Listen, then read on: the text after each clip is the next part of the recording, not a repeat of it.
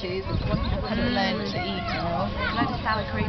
Yeah, absolutely. It's got a good old mess in it. Yeah, what I do now though is I started putting a load of chili powder, curry powder in it. Oh, really? It tastes a bit like Coronation. Yeah. Yeah, and that is really nice. Oh, is that what you did to Coronation? Yeah, Coronation chicken is mayonnaise and curry powder. Really? Oh, it's rather yummy that. I like that. And yeah, it's nice.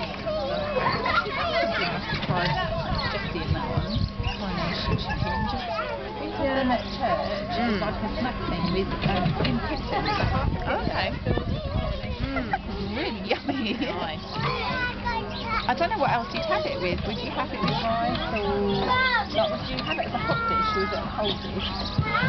I have it like on a salad with the pasta sauce you have, but I do okay. Yes. Tomatoes, whatever I want to do with. Yeah, have the tuna cold. Yeah. But you